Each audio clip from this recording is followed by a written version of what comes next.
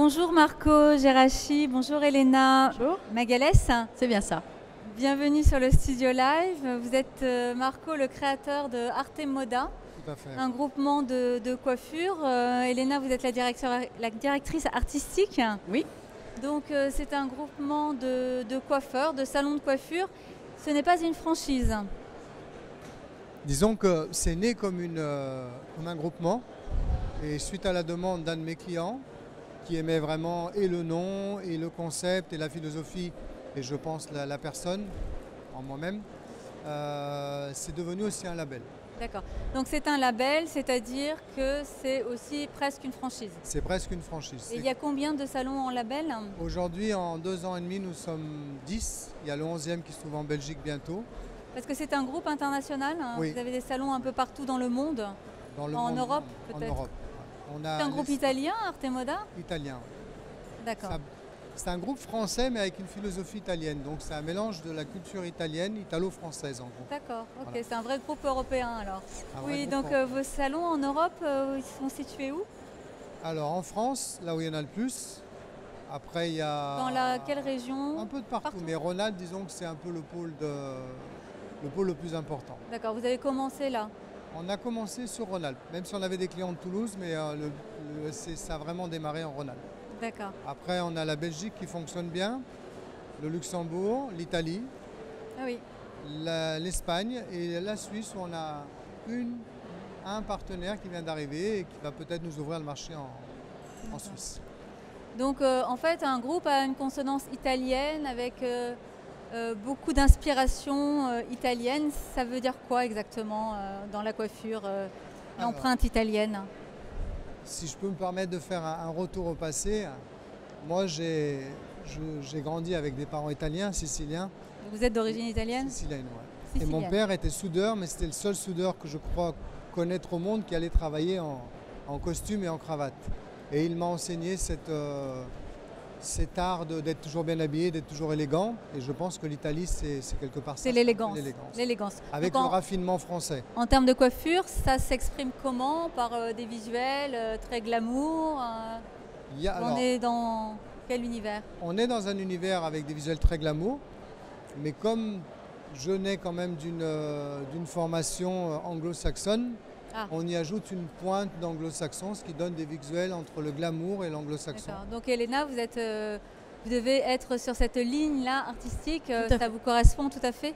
Oui, tout à fait. Étant d'origine moi-même portugaise, latine aussi, du côté méditerranéen, on aime effectivement ce côté glamour, mais qui reste avec quand même malgré tout un côté commercial. On a besoin que les coiffeurs puissent remettre dès le lendemain toutes nos créations en pratique en salon, que ce soit en coupe, que ce soit en technique, mais en ayant effectivement, comme le justifiait tout à l'instant Marco, une petite pointe de folie par le graphisme, par des lignes apporter un peu plus de lignes dures dans une douceur, peut-être avec un coiffage un peu plus doux. Donc on arrive à pallier et allier un petit peu ces deux cultures qui donnent un mélange qui est très beau justement à la force Arte Moda.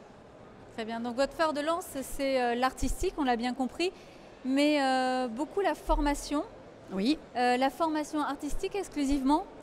Alors dans les formations on fait un peu de tout, donc moi de mon côté, pour ma part à moi, va être plus ciblé sur le côté artistique, que ce soit en technique. Mon pôle à moi est essentiellement sur la technique.